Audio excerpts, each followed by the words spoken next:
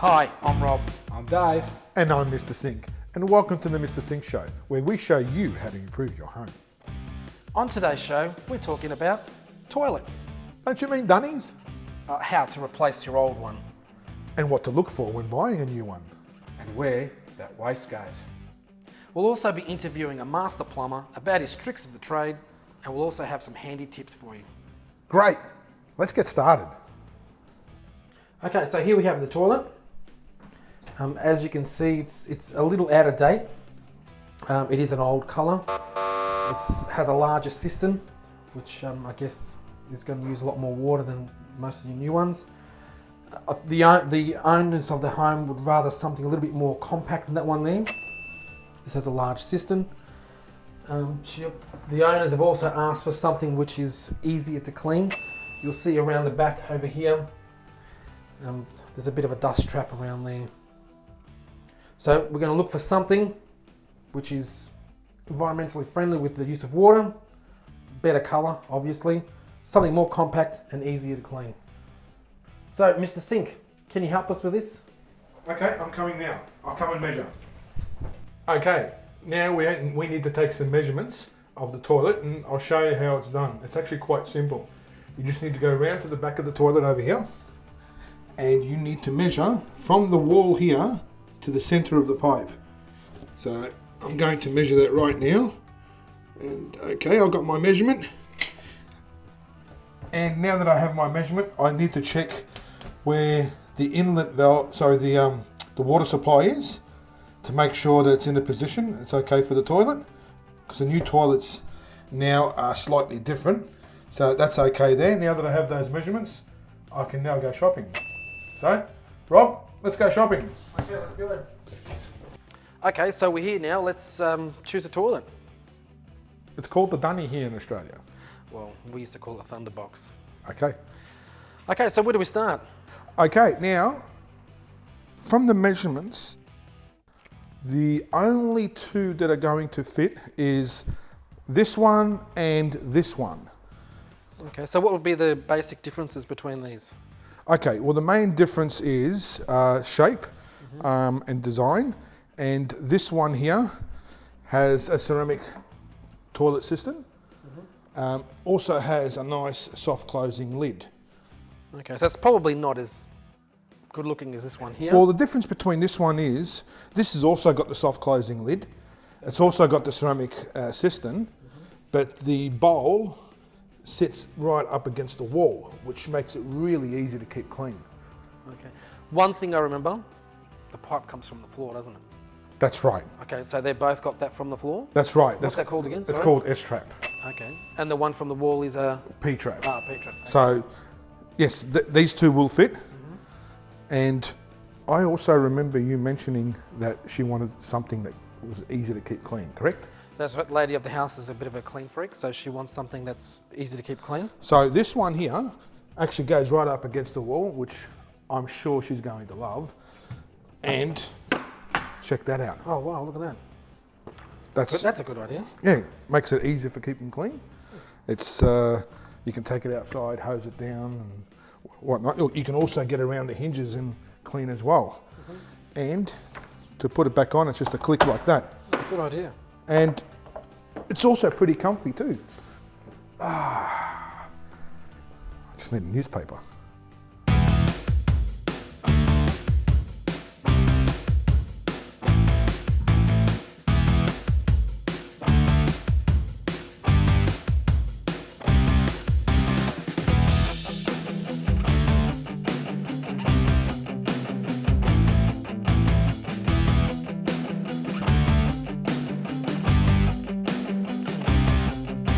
Okay, now we're ready to start pulling the toilet apart. Okay, let's clear up the room. So I'll get rid of all this and this. And the most important thing to do first is turn the water supply off. So I'm going to turn the water supply off here. So now that's off. Then I'll empty out the toilet cistern. Make sure there's no water left in there. Okay, it's empty. Beautiful. So I will start with the actual cistern. So I'll take the lid off first. I undo that. The actual water supply into the cistern. And there we go. The technical term, the correct word for toilet bowl is actually called the toilet cistern. Got it. And we get it out, and that's it. Hey, what are you doing? What are you doing? We don't leave it on the nature strip. You got to dispose of it properly. Mr. Sink. Come on.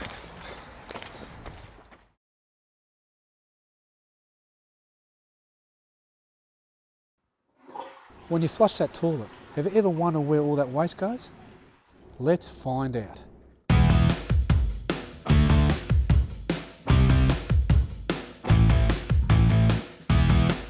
So we're here at Melbourne Water, and here we've got someone who's going to take us on a tour today.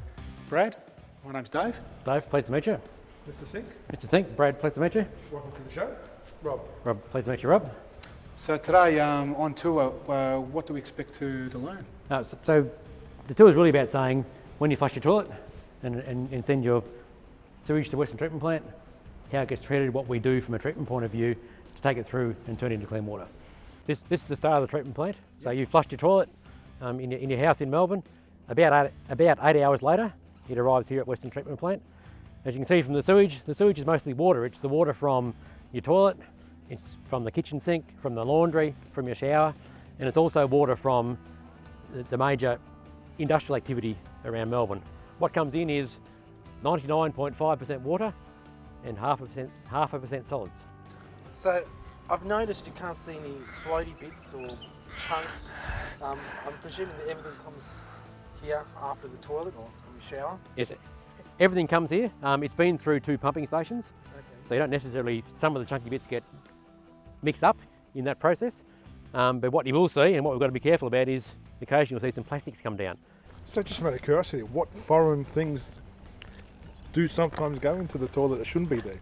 It's surprising what you find. So we find a lot of cotton bud sticks. So people, some reason, flush cotton bud sticks down the toilet. Don't know why. See a lot of cream bottle lids historically, which I could never work out why. Wedding bands? Wedding bands potentially, but really hard to find. We have people who have lost their wedding band, who turn up and ring up and say, "Can you find it for me?" It's quite hard. Obviously, we get about almost 500 million litres a day of sewage. 500 million litres a day of sewage. Wow. So finding a wedding band, that obviously is difficult. Oh, well, now we're going off to the next stage of the plant. Hey, Rob, did you fart? Oh, no. She just closed your window. Whew. The stench is getting worse. Oh, Jesus. Oh, close that window. Whew. Oh.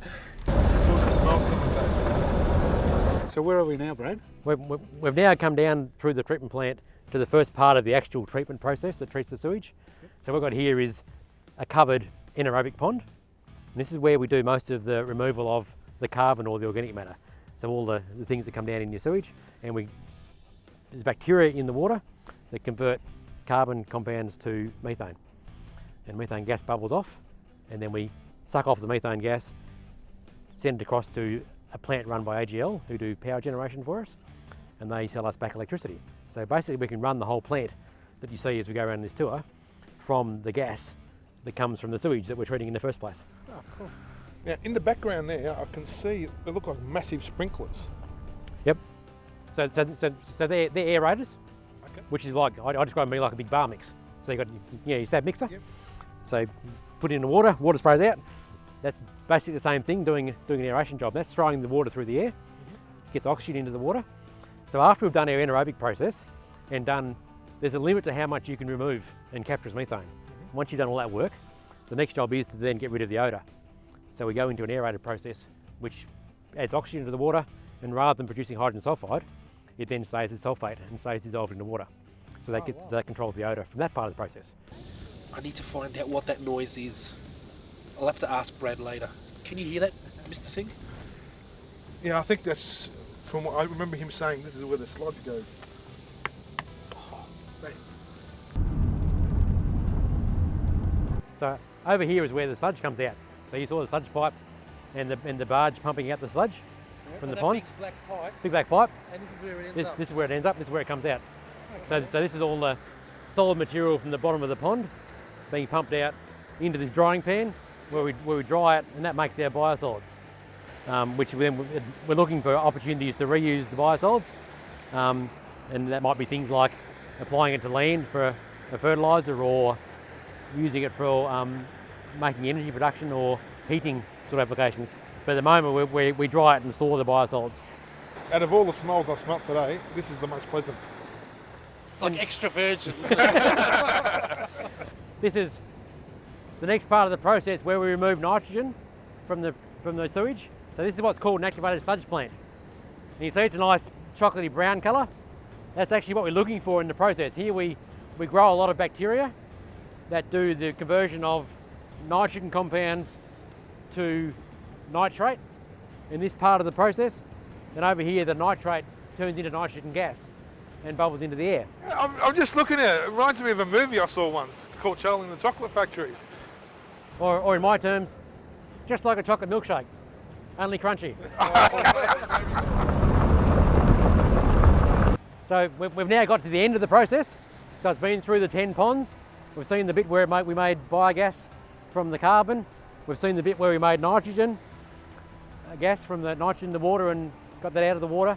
Now the last ponds are about removing the bacteria and viruses from the water. So here is the end product that we produce. A lot different to what it looked like when it started. It looks crystal clear. It's beautiful water. Is the water safe? It's safe for the right purpose. So this water we use for recycled water irrigation onto our farming land on the property. We also take some and recycle it and use it for the market gardens in Werribee South that has some more treatment with ultraviolet light and with chlorine to make sure it's safe for contact with food crops. And what's left gets discharged into Port Phillip Bay. And so the water's suitable for each of those purposes. Thank you, Brad. Pleasure. Appreciate it for today. No, I've had fun. It gives me a whole different insight of what sewage is all about now. I actually thought that all the sewage water going into Port Phillip Bay was all contaminated water. So what I heard and thought has all been wrong. So thank you very much. And I think it's what I'd like people to come away with is that sewage is not the waste that you throw away. It's actually a resource that we use for a lot of things. And that's how we see our role, is about how do we make the most out of what otherwise for Melbourne is a waste product.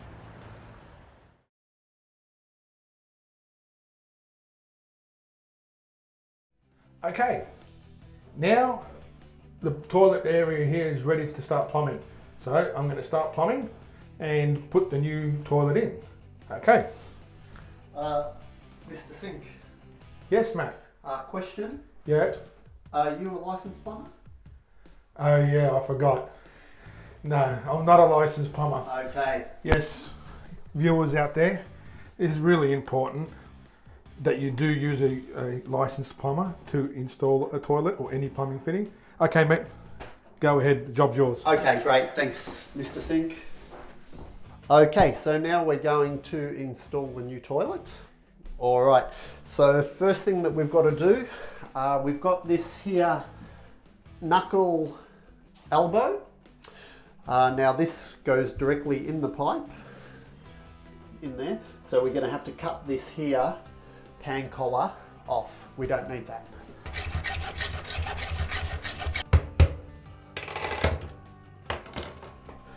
So now we've got the knuckle bend, all right, and that is going to go straight into that pipe there, ready for the new toilet. Now we've got to fix this here back to the wall.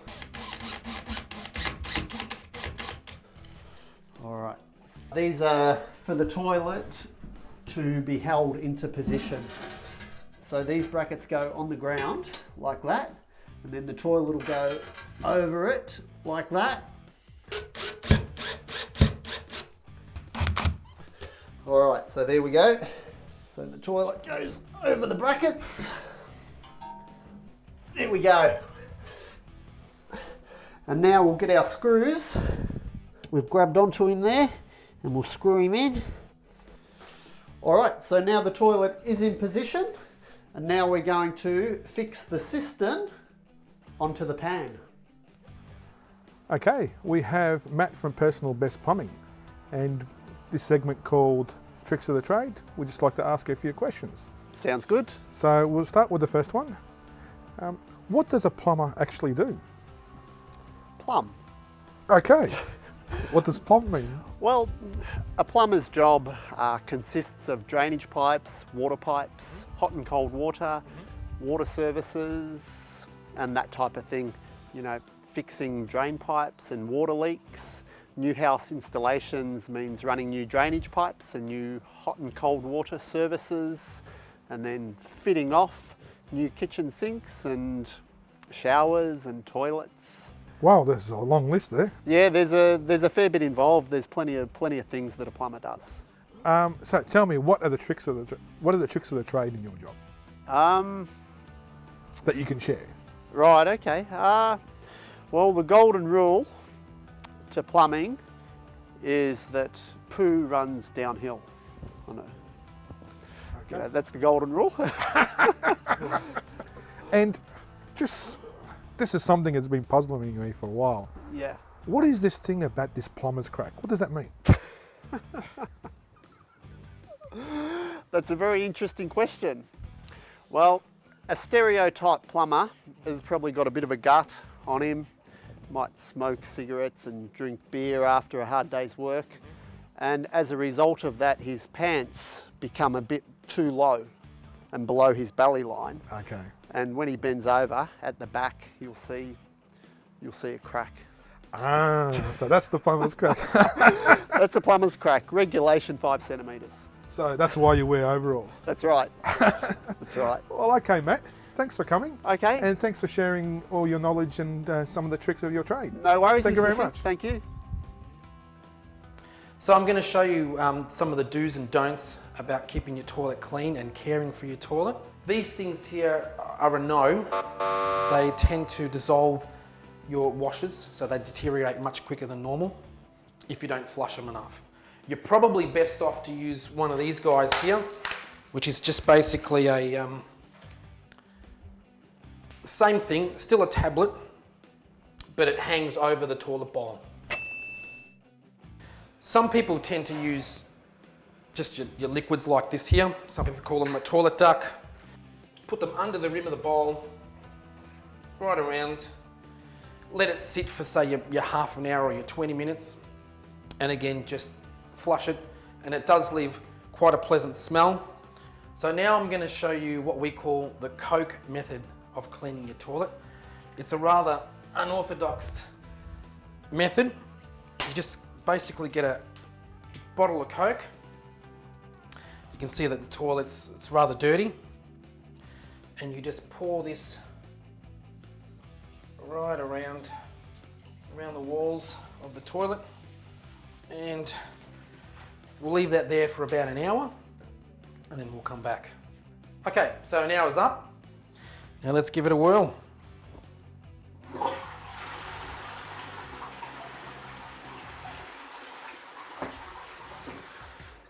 Not bad. Looks pretty clean to me. Now there is another method which, if you want to have a look inside this bowl, there is what we call a skid mark, thanks to Mr. Sink. Basically, the way to clean that up without too much effort is to just basically get a napkin, paper napkin like this, drain it with vinegar, and just rest it on there. I would normally use a pair of gloves for this, but you just leave it on there, let it soak for say half an hour, and then give it a flush. So we're going to give it half an hour, we'll see how it goes. Okay, so we've done our half an hour.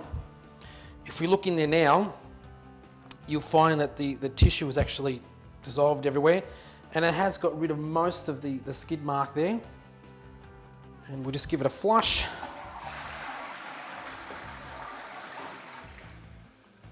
Not bad. I think it's done a good job. There is another thing that people do neglect about their toilet. It's their toilet brush. As you can see, this one here has had better days and it's quite gunky. So I'm going to show you how to clean this and how to keep it clean. So basically, you just like to keep, I'm just using a milk bottle, just cut up from the top, and you'll just fill that with a bleach.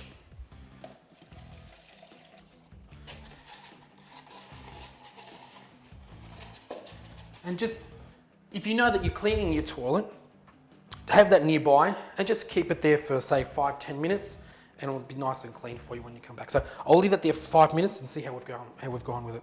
And we'll give it a bit of a try. Sprinkle a bit inside here. As you can see, it is still a little bit dirty, maybe because this one has been neglected, but you can see it's a lot cleaner. Now by doing that every time you have your weekly clean or whatever your cleaning habits are, you're guaranteed you're going to have a nice fresh brush. All right, beauty, thank you. So we've got the holes there in the pan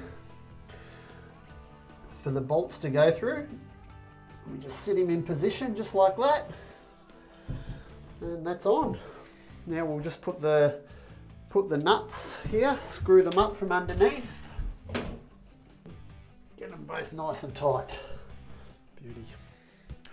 All right, so this is the water connection from our stop tap here into the bottom of the cistern.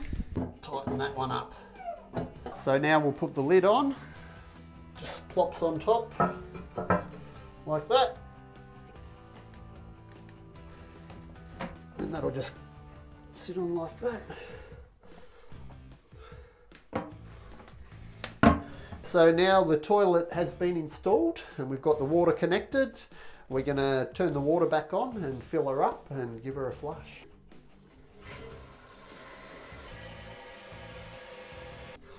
All ready to give it a flush.